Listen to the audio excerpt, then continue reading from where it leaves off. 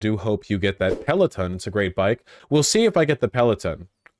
People online are incredibly unhelpful if you talk about wanting to hear if people, you know, enjoy their Peloton, because if you talk about it, people just, they just say, well, don't get a Peloton because it's like bougie or crass. You could just get a regular bike. And it's like, if I wanted a regular bike, I'd get a regular bike, you moron. You idiot. Why not just ride a bike? Why not do something that's totally different? Rather than having an indoor exercise machine where you can like track and regulate your workouts in a very like deliberate controlled environment, and have a screen in front of you so that if you have a short attention span, you can play games or watch videos or catch up on work or something. What if rather than all that, you put on a full set of outdoor clothing, go out into the cold and winter, possibly the rain, and navigate the treacherous streets of your American city that you live in, giving you a completely different experience with unregulated, difficult to track exercise, you know, dodging traffic. Why not, instead of doing the thing you want to do, what if you did a different thing that you don't want to do?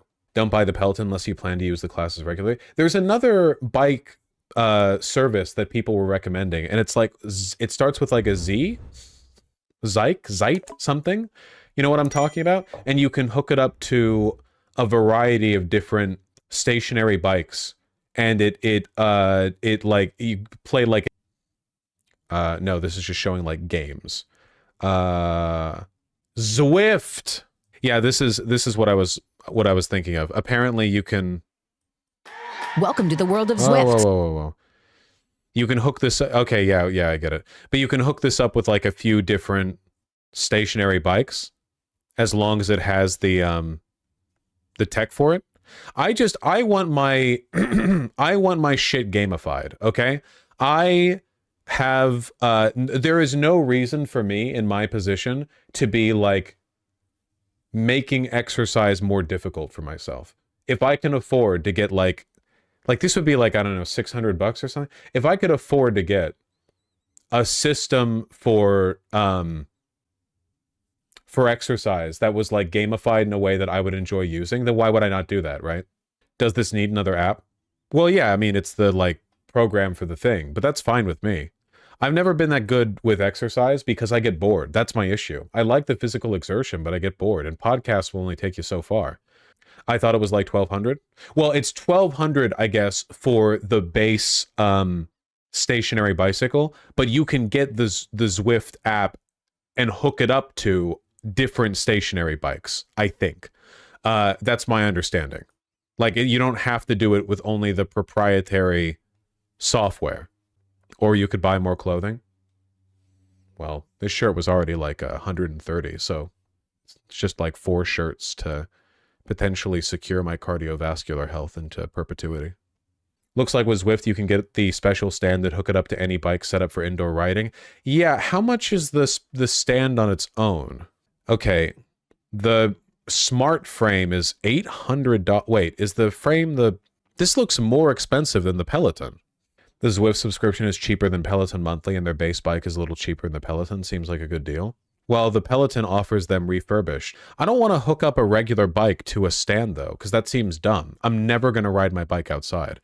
Also, like, the bike won't be as well designed for stationary bicycling, right? Like, you can hook up a bike. You can convert a regular bicycle into a stationary bike platform, but that doesn't mean it's going to be optimized for, you know, the gears and the ratio and so on. Like, it's not going to be mechanically as good as like a dedicated stationary bike would be. If you don't ever want the bike outside, get a Peloton. I just feel like a lot of people are really anti-Peloton, but all the replies that I got from people who had Pelotons said they liked them. You're a newbie, so your ass will be insanely sore regardless. It's true, I don't normally buy them. The Peloton build quality is great. The bikes are nice. Okay, this is a big one. How expensive are the Pelotons? So wait. How quiet are the Pelotons? Fairly quiet. This is one of the big things to me that I dislike about a treadmill, because unless you're getting like a big, heavy, massive gym quality treadmill, treadmills are pretty loud. You've got the track like loudly scraping against like the bars on the side. Yeah, they're super, super loud.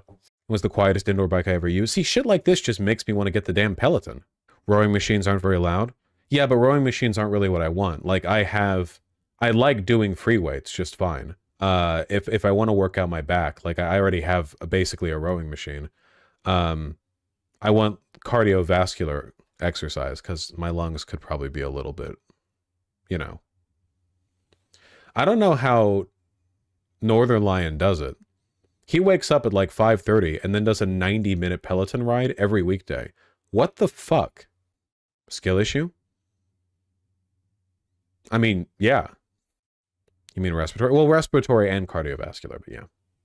Literally surrounded by some of the best mountain and road biking in North America, if not the world, and will never ride a bike outside seems a bit of an odd statement. Space, I don't know what to tell you. You like biking, so for you it's a different kind of deal. But biking inside for exercise is literally nothing like biking outside. They are completely different. Like there's no relationship. The only similarity is that you're moving your feet in circles. That's the only similarity. In every other way, it is a world apart, you know? And yeah, I don't really want to go outside for it's difficult enough for me to get up early and maintain a routine because I stay up late playing video games. I'm a dude, I'm a gamer. So for me, like in addition to the gamification of like a Peloton ride, you know, I like the consistency of just having it in my house. Like I go downstairs and I'm in I'm in shorts and a t-shirt, even though it's 40 degrees outside and raining. And I just like hit an exact 30-minute prepared workout with like a perfectly tapered rise and closure, you know, to the exercise. I like it. Well, Space, the reason I like going on hikes is for the social element. You know, I like going on hikes for the social element. I would never do it on my own. I would get so bored. But yeah, for hiking, for me, it's mostly about like trying my best with friends. Going up Rainier, that was the most physically difficult thing I've ever done. God damn. God damn, man. Whew. This was the route that I took. Did you go to the top? No. You don't go to the top of Rainier unless you've got like, unless you're ready to die. 6 miles, 1,800 foot elevation gain, 3.5 hours estimated time. So about 4 hours in total. Oh, fuck you. Really? Looks gorgeous. Oh, yeah. Well, what was the average slope angle? There were parts of the trail where I was like scrambling up loose rock that was along a sheer foot, like drop precipice. Like if I tripped and fell to my left, you would hear, ah! And that would be the end of me. You know, like there was some serious. On the plus side, it was also basically like the most beautiful thing that I'd ever seen in my entire life. The lower half of the trail is like this, where it's paved and easy to walk around. And then there's an outer loop you can take that is not paved at all. And that was the one I did. So I did the extra difficult part. This is relatively low down. Where is that? Mount Rainier. Let me see if I can find something a little. Was it really oversaturated IRL like that? Honestly, yeah, it kind of was. It kind of was.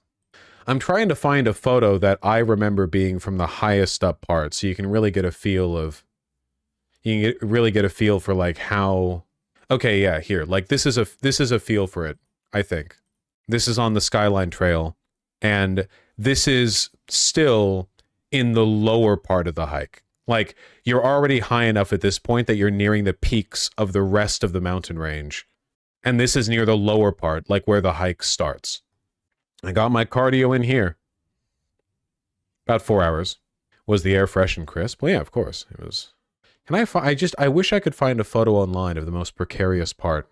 Of the part that was like spooking the fuck out of me while I was traveling along it.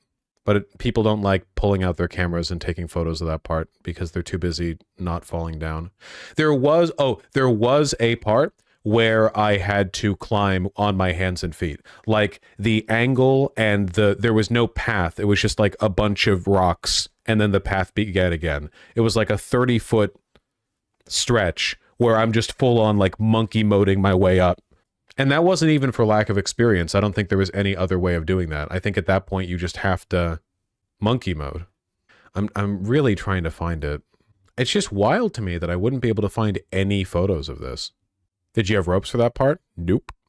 Maybe if I Google like Skyline Trail dangerous part, would that give me Maybe it wasn't even that dangerous. Maybe by the time I got to this point in the hike, I was just so winded that I saw like a mild increase in the incline, and I was like, they're gonna kill me. And in reality, like there are like, you know, 6-year-olds following their parents on the hike, and they just skip right over it or something. And I'm like, you know, maybe it's just how I remember it. I distinctly remember like there being a part where there was no way to get up except for scrambling up the rock. I'm gonna give up soon on trying to find it. I'm literally just like scrolling through Google Images trying to like pull it back to my memory. Is this it? Camp Muir? Muir? What is high altitude refuge for climbers? No, this is above where we went. I'm getting disheartened. What if Rainier isn't even real? What if this didn't actually happen?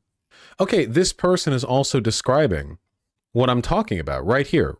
Beware the last 100 feet of heights. I walked along the trail with no problem until the last quarter or half mile. Then the trail turned into stone rubble with a steep slope on one side. Despite my fear of heights, I persevered, only to have to give up when the last few feet is a vertical climb up small rocky outcroppings leading to the point. Again, a steep drop to your back if you proceed. I'm not saying it can't be done. In fact, most people were fine, but if you have any problem with heights, enjoy the hike as far as you want, including a beautiful flower field. She's describing the part that I'm talking about. Go again, post pictures. Did I take a picture of that part? Ooh, this is a good picture to show how high up you get. See? At that point on Mount Rainier, you're above the rest of the entire mountain range. Okay. I'm going to check my photos. Isn't that thing a volcano? Yeah, Rainier is what's not extinct, defunct volcano? What's the term? Sleeping volcano? Okay. Found the photos. Dormant? Inactive. That's what I was thinking. Okay, at this point, we were already headed down. Yeah, my dumbass isn't taking a photo of the difficult part. I'm taking photos of the nice scenic parts. Did get this, though. Hold on. Can I show this without showing, like, the UI? Here. The entire river valley. It looks like shit because it's on my phone. But, like, oh, wow, that really looks like shit. But it was beautiful. Most beautiful damn thing.